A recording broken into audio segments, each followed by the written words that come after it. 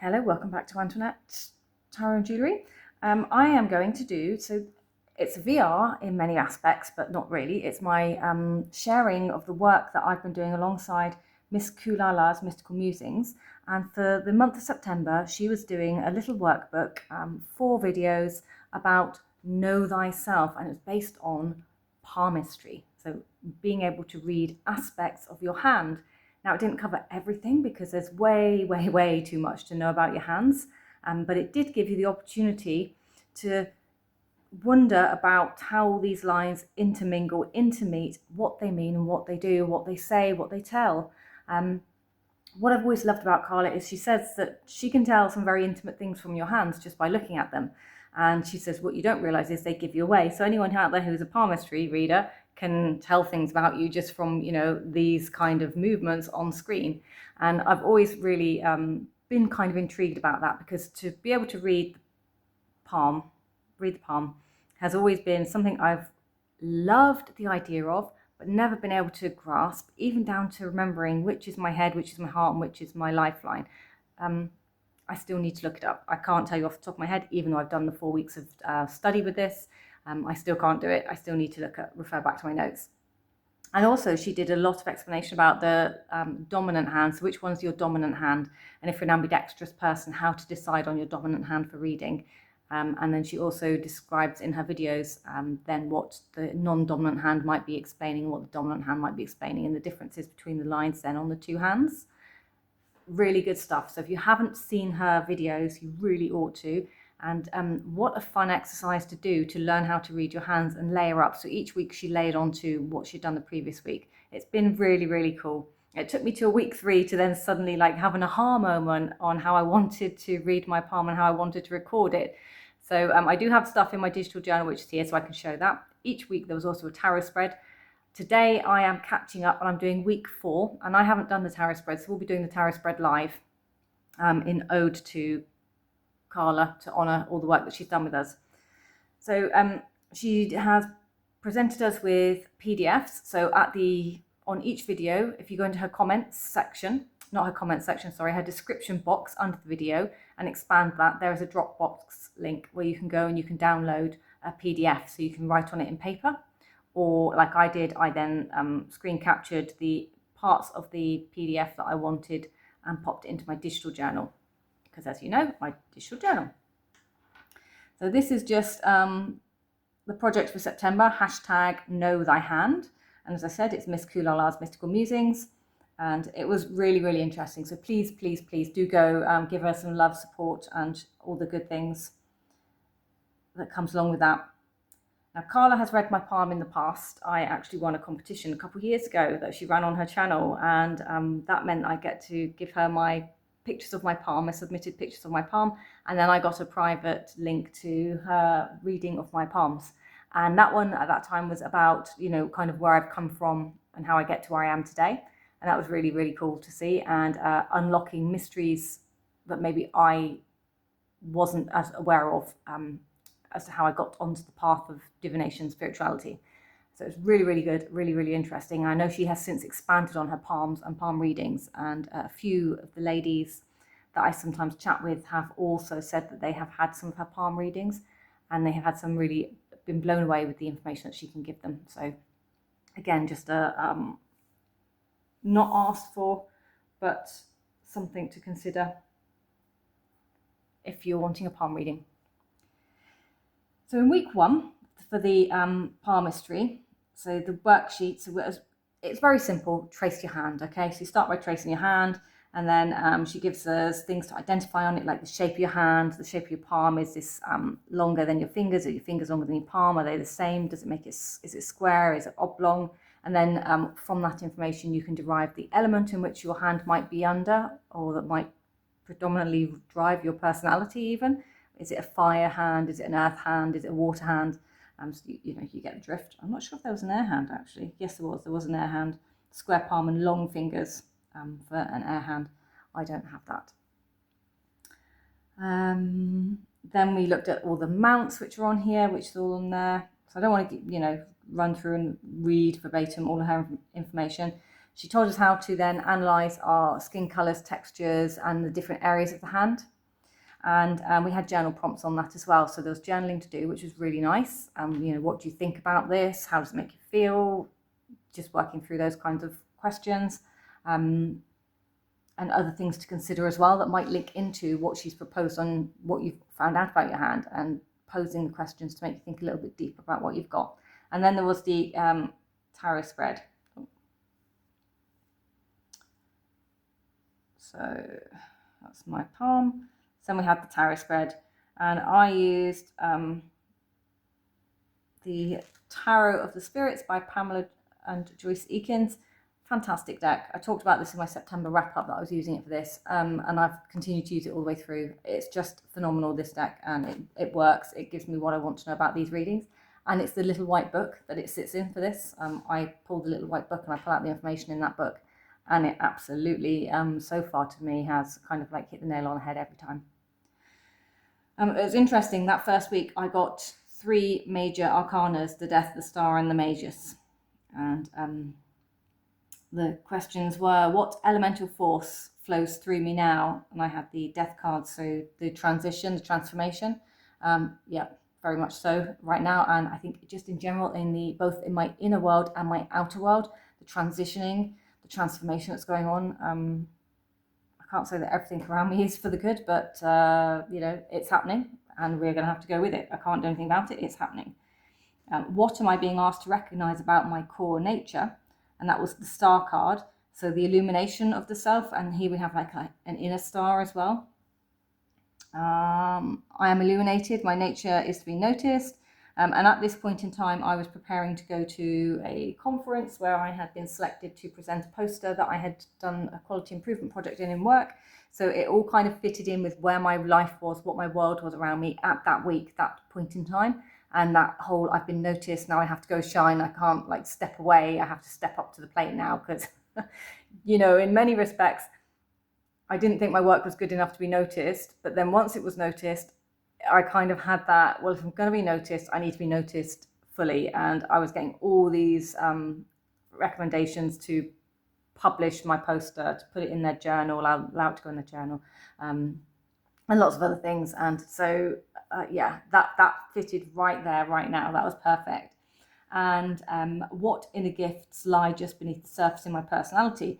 And I got the Magus. Now, the Magus has been coming out a lot for me, or the Magician card has been coming out a lot for me. So everything that I've been doing, sorry, it's a dog's hair. There we go.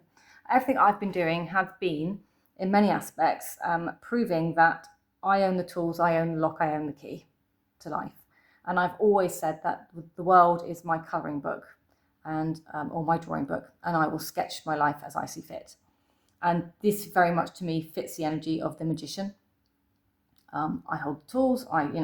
When people in the past have asked to do my tarot readings, when they've asked to do a divination reading, when they've asked to read my future, they can't. There is no future for them to read.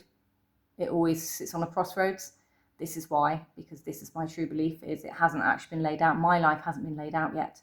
And I think that also incidentally reads into, when Carlo last read my palms, the fact that there wasn't a future map as such there. I think this is why. I think this is the underlying reason, is this card and my true belief here. So that was week 1, really, really good.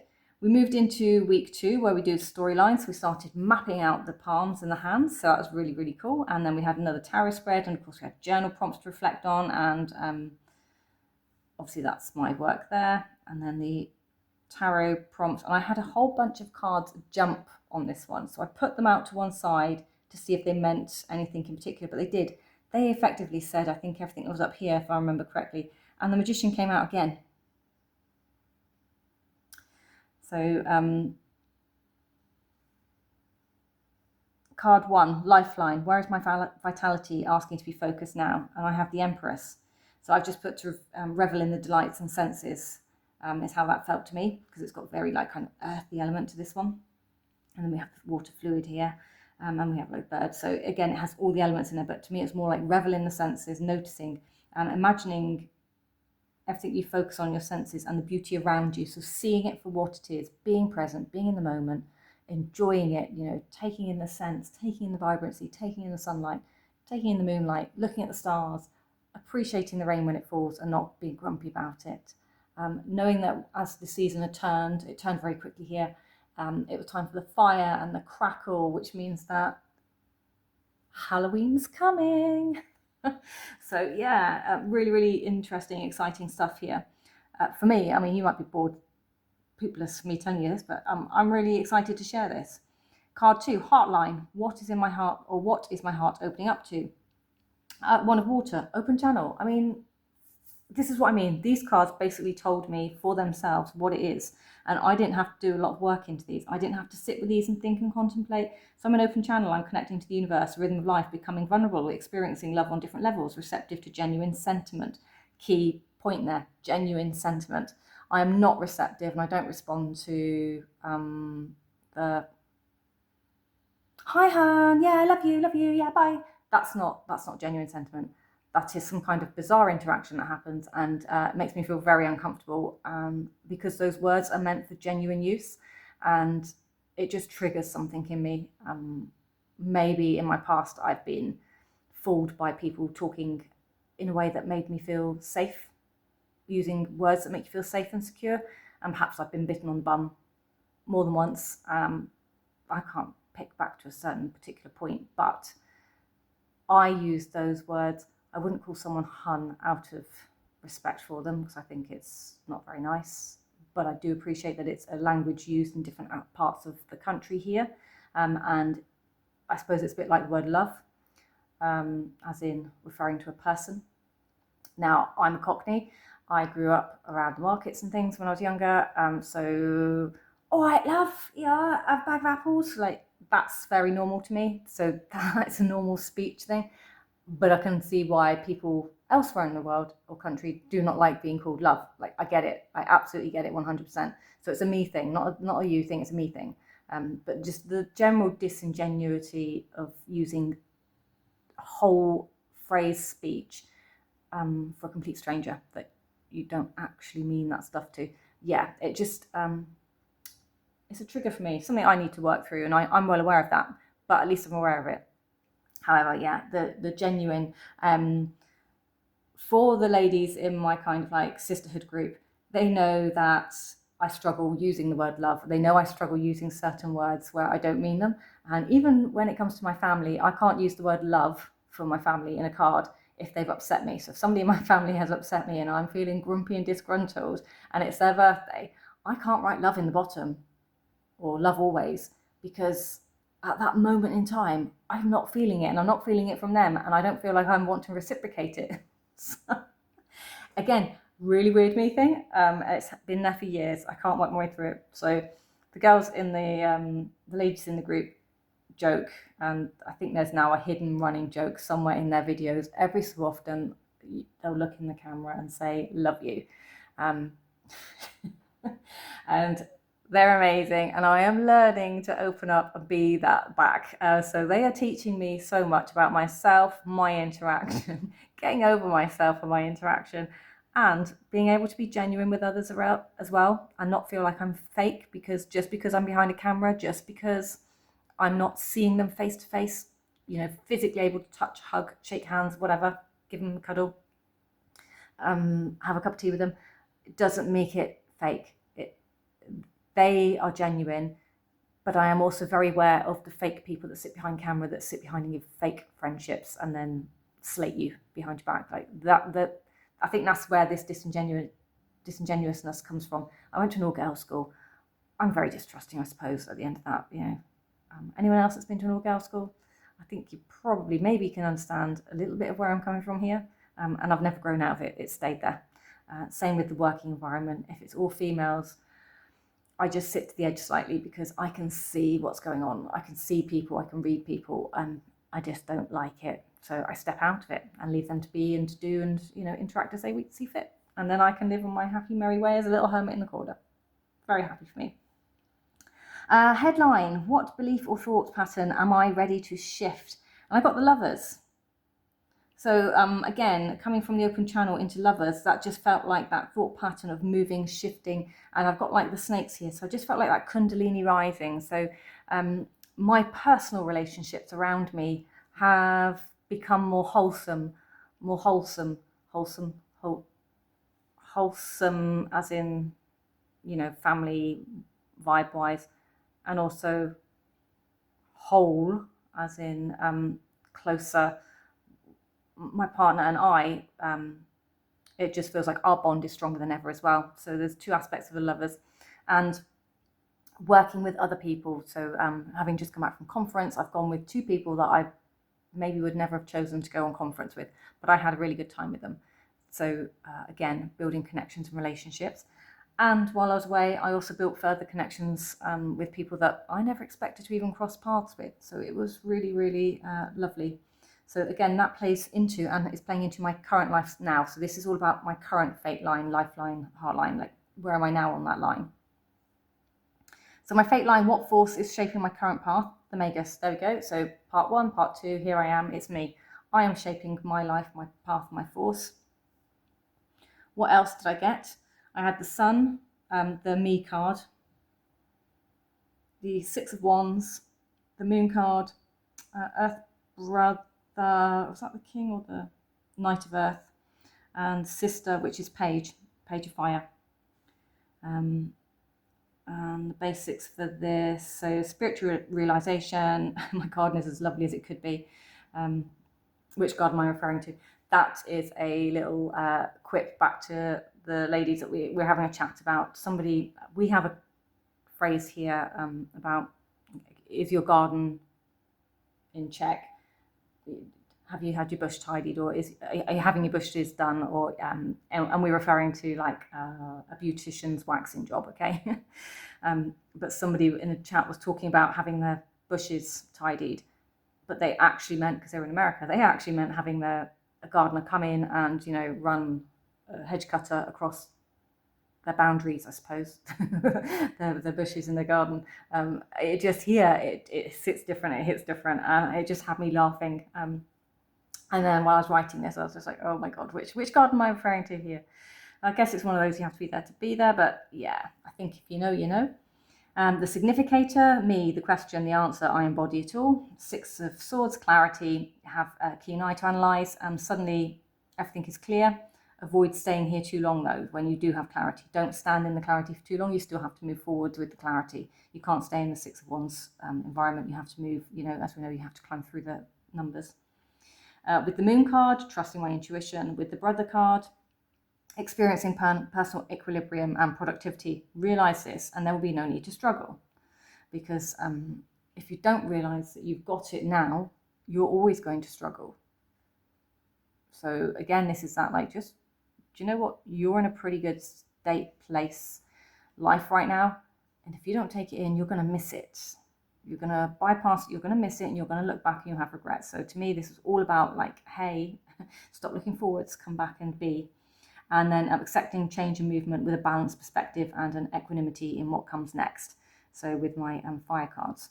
So they all kind of really, that encompass to me, because they all came out at the time of the Magus. So they all encompass this card for me. So it was almost like the same message being re-verified for the one card. So to me, it's proof that those jumpers needed to be read, wanted to be read, even if they gave the same message, but it was an awful lot of cards to give the one message, which I still got from that one, but the jumpers came first. So that's that one. Week 3, this is where I changed what I was doing. So picture of your hands, I've just popped mine in here, and common palms and markings, their meanings are on your hands. So if you've got like little stars, like all these little crosses on your hands, a lot of that we were talking about. And then of course we had the journal prompts and how they made you feel, what you think about those, what you think intuitively, your guts, how do you think it's important on your hands, and of course a tarot spread. So my workings through, and then my tarot spread. Can I get that all on the screen? No, I can't. Okay, sorry, I'll do that size. So for my tarot spread, card 1, what symbol is most active in my life right now? And I pulled 7 of water. And that is the card of insight. So I've just written it with that. You are moving into deeper spiritual realms. You may feel highly intuitive. Perhaps you are not meant to acknowledge everything that you're seeing in this lifetime to protect you from pain. Now, there's a hidden element to that as well as to why that's how I felt about the 7 of Wands. But the most predominant marks on my hands were triangles, squares, and they were all interlocked with each other. like multiple triangles and squares. So there's like a complete crosshatch all here in my lunar section of my hand. And you can just see there's squares. You can see there are triangles in there. So sometimes it's upside down and back-to-back triangles. I've got like 2 triangles making a square, or I've got rectangular type squares, but they're all obviously joined, because to join them it's going to be a cross to create either a triangle here or another square, if you see what I mean. So what lessons, what lesson our story does this symbol want me to teach? What lesson or story, sorry, I haven't got my glasses on. What lesson or story does this symbol want me to teach? And again, I got the one of water, another open channel, vulnerability, openness, love. So discovering true self. Number 3, what part of me is ready to integrate this wisdom? And I have the 2 of Earth, which is another beautiful card. And for this one, I've written cause and effect, work out the details in order to bring things into balance.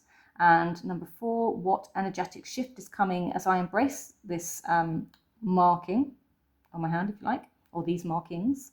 And the Mother of Earth, patience, intuition, counsel, love everything, stick, stone, animal, and you will experience great bounty. Be diligent when tending to the details of your garden, and I mean outside garden. Rejoice in your life and help others rejoice in theirs, or, you know, the theoretical garden. And then for number 5, what is the soul message hidden in this symbol? And I got 2 cards here, the 4 of wind and the Sister of Fire. Again, what another beautiful pair of cards. Just the colours, and you know, there's a person in there, and the Sister of Fire. Mastery, so holding on to a pattern, having achieved a difficult task. So resting on your laurels and ego. Things that gratify the ego do not necessarily gratify the soul. And then the abilities, equanimity, feel enthusiasm, self-confidence, and eloquence move with the natural flow of the universe.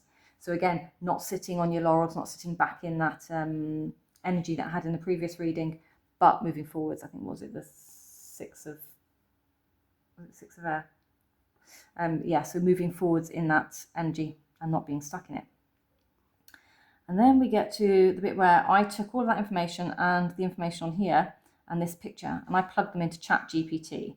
And ChatGPT, I then started asking more and more questions, and I got lots and lots of information. So I do have pages and pages now of ChatGPT analysing my hand, my palms, the information that I had given it, and then giving me out more information. And this then I asked it to go into like shadow aspects I need to focus on. I asked it what areas it would focus on, if that was, you know, their hand, its hand, whatever you want to call it, AI's hand. Yeah, and I think there's some lessons in there as well that I did. It did say, let me just see what I can get here. Emotional and mental healing. There may be a past life emotional baggage that you are carrying in this life. Reflecting on unresolved emotional wounds or mental blocks could help you to clear the path for your spiritual growth. Creative expression with the star, making suggestions past artistic or spiritual pursuits. This may be a lifetime where you're meant to reconnect with your creative or healing gifts. Consider exploring artistic, mystical, or healing practices. Spiritual guidance, given Neptune and Venus on my hands connections, this could be a time for spiritual development or deepening your intuitive abilities. So it did give some like really interesting, like it nutshelled down what I was trying to look for, made it a bit faster. But it doesn't mean that I've given up on what I'm doing. So I will still see like how those fit into what I see and what I read. And then we are now here. We're on week 4, are we? No, that's another ChatGPT. I couldn't copy it, so I just pictured it. Changed up how I was doing my palm, and I moved to tracing paper. So I'll show you that in a second. And then we have week 4. So week 4 I haven't done, but I think it'd be nice to do the tarot spread together. So first up, let's look at my paper. Rock, paper, scissors. So each week you drew around. So I'm plotting my right hand onto the picture of my left hand. So you draw around your left hand like so, and then you plot your right hand onto it, if that makes sense. And we did week 1.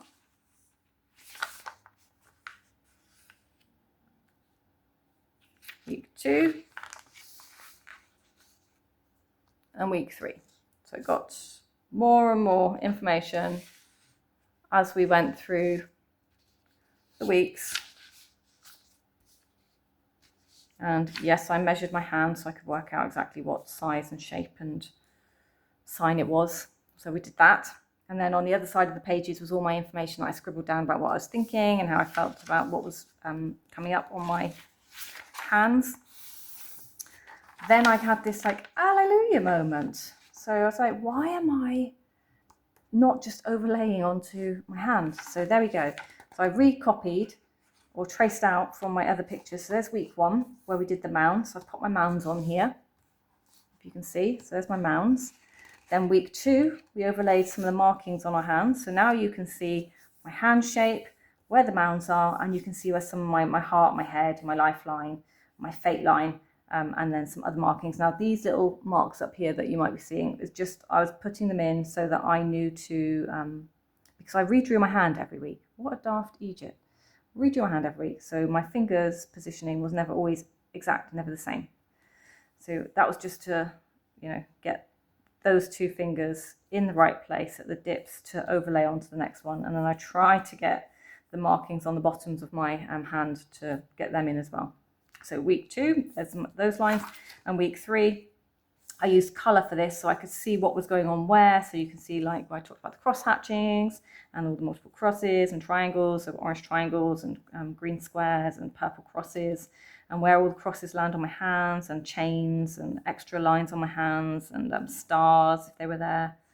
So I've just put all of these things on here. So now that's 4 lots overlapping. Week 4, Carla did talk about a few things, but I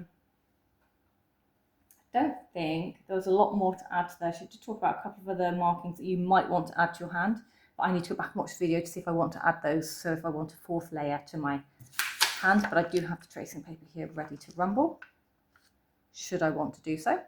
So I can do that. And then I've got like and then this will go into my big book. Excuse me, sorry. It's been a long week of talking nonsense, clearly. Right, so tarot spread. The palm speaks. This is a 6-card spread. Okay, sorry. While I went and had a cough, I decided I'll shuffle up the cards and put them on the table. So I've not looked at these. These are all face down. 6 cards. 1, 2, 3, 4, 5, 6. So we shall start out. Tower of the Spirit, as I said. Can I? Oops, no, too far out. Right there. Sorry, I can't. I don't have an in between, so just try and do that, shall we? Okay. So card 1. What truth lies in my hand shape? 5 of Fire. The struggle. The struggle is real. Conflict within myself, I suppose. Inner conflicts, especially being a dual personality on a dual personality. So my Western astrology is Gemini. I do most associate to Gemini, to be fair, in a trait for how I communicate. I do feel that I'm an air sign. I feel more at one with air around me as well. If I was a divination witch, I would be an air witch, I think, because I definitely feel sometimes when the winds change, when the smell on the air changes. Haven't quite linked it to what's going on. That's something I'm doing in my own personal practice, trying to work it out. But yeah, I definitely, the direction of the wind, the scent on the wind, and the feel. I don't know if anyone else gets that, but sometimes the wind feels different. So yeah, I do feel more related to that. But let's see what the book says. 5 of Fire. Fire. Fire. The struggle you feel, sense conflict, the struggle that seems to be happening outside of you may in reality be happening on the inside of you. So yeah, that makes sense. You feel as if you are striving, but you are immobilized at the same time. Chaos has resulted from the presence of conflicting ideas. So that pathway and everything, if I want to go left or right, what do I do next for the best? Have I outweighed all the options? What happens if it goes wrong? How can I redeem myself? All those things. Well, who am I going to upset if I say or do X, Y, Z? and what's the outcome going to be, and how do I make sure that they're okay, and how do I not offend everyone all at once, all at the same time? And the answer to that is you can't. People will be offended even if you breathe. So do you know what? That's a you thing, not a me thing. In losing all, you will gain everything. In this case, you are merely relinquishing that which is obsolete. Interesting. I just love the way they've written their books. I do have the big book as well to go with this. So what truth lies in my hand shape? In this case, I'm relinquishing that which is obsolete. So to me, that means that I'm relinquishing that which is no longer being used, that which I'm not making use of. So coming into the spirituality, opening up and unlocking the doors that I think I locked in past lives on my hands.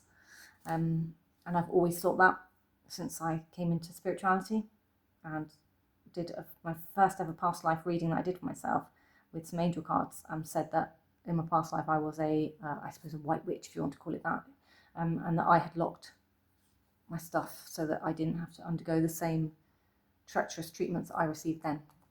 So that's just a curious one for me. What wisdom rises from my strongest mount? Ooh. Now I think Jupiter and Venus are some of my stronger mounts. So Venus is my strongest, I think. 7 of Fire, courage. That's not a bad thing to have on your Venus mount, though, is it? Courage to... it's not going to be courage to love all, but it's definitely courage to be vulnerable. So that's 2 fire cards. 7 Fire. Conditions intensify. Take further risks with greater awareness. You may still feel trapped by social expectations, all that you were taught as you were growing up, but now the reality of the past no longer works for you.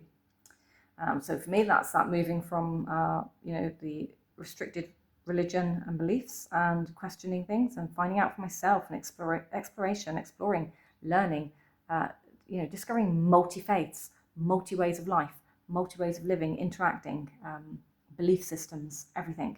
And making what I want, fitting into what feels natural, what just easily goes. Because I don't like, if something's really hard, it feels like it's not, it's good to work for it. It's actually just, do you not realize that's not for you? If it's not easily coming, falling in easily, it's not for you. Sometimes it's, you can't make it fit. You can't make the round peg fit the square hole. What else do we have on here for this one? Anything else exciting? If you trust in your own internal convictions, you will develop strengths and a sense of self-confidence, which will work for you and will in good time come to be respected by others. If you have the courage of your convictions, all that traps you will fall away. So that like 8 of Swords moment falling away, really. But yeah. Number 3, what energy flows through my lifeline? Wind of Change. Sorry, 6 of Winds. Why am I saying Wind of Change? It's a song, isn't it? By the Scorpions, Winds of Change. Clarity, because I spoke about winds over there. Clarity. So this is what's in my lifeline. Where is wind on here? 6 of Wind. Everything is suddenly clear. You have the keen ability to analyse and perspective. Enjoy this time, but be careful not to get caught up fanatically embracing your new truth. This is a current danger and it could lead to much trouble. So yeah, not being stuck in the moment, but feeling that you can move on. So what energy flows through my life? Clarity, and actually maybe that's more than that. Perhaps that's a clear path, because we've got the crossroads. So choices, but clear path. Clarity is it's a straight run. You have ability to choose as you go, actually. Yeah. Card 4, what lesson is hiding in my markings? Sister of Fire again. So that's 2 repeats. I can't remember if I had that one, but that's 2 repeats. So that's Page. Sister is Page. And this is what lesson is hidden by my markings on my hands. So the multiple markings in my palm. Accept all change and movement with balanced perspective and equanimity. You feel enthusiasm, self-confidence and eloquence. You're moving within the natural flow of the universe. You are favoured by all universal forces. When you feel in danger of fragmentation, turn within for the answers. Back to the magician. Meditate on the sun setting in the ocean. Imagine this picture. So picture this. And you'll be soothed and regain touch with what is real and lasting importance to you.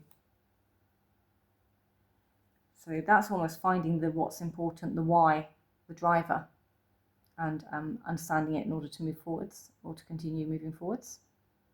Anyone else? What do you think? Comments down below. Number 5, what am I learning to trust? Brother of Wind, so that is the Knight of Wind. It's almost like a little skeleton in there, isn't it?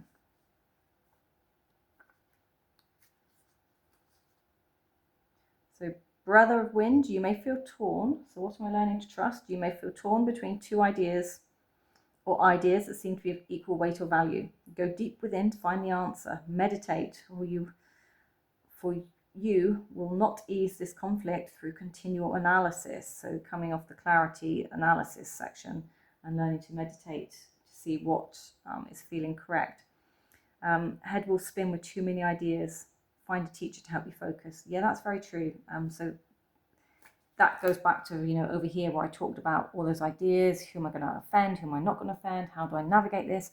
What word can I use to describe a certain characteristic that hasn't been changed 5 times already and is now an offensive term again?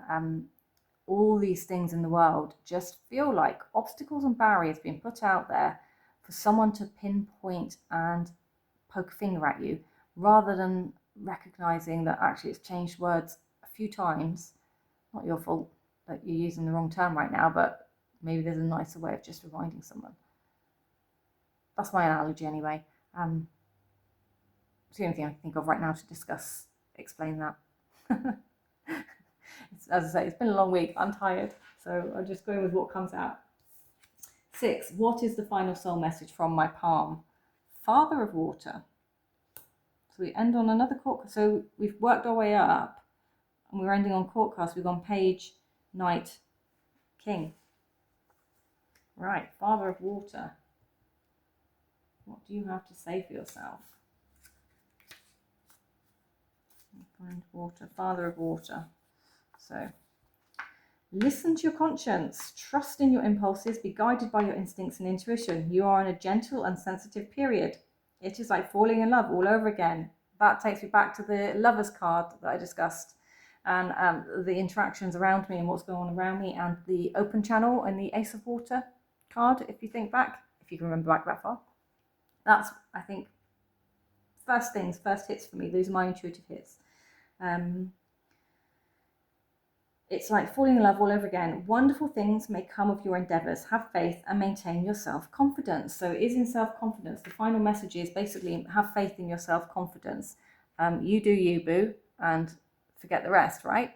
So be authentic, the authenticity, the openness to learn, to grow, to move, to show, to share, and doing it all with a good, clear, honest, open intention, rather than some hidden agenda to name, shame, call people out, I suppose. Yeah, so that's that. Now, what else do we have here? Pull your cards and write or sketch your interpretations below. So you could sketch this down if you wanted to. I will take a picture and I'll pop it into my journal as you've seen my previous ones, and I'll write alongside that. But that is where I'm at. The deep reflection prompts, just talk about my hands and what feels most sacred on there. The checklist really that we're going through is the hand shape, the mounts, the major lines, and then the markings, and the overall feel, week 4, what energy, impression or messages arises as you observe your palm as a whole. And I kind of did that as I was going through, where I scribbled down on the side of my pictures what I saw, how it made me feel, or as much as a person of my airheaded being could feel.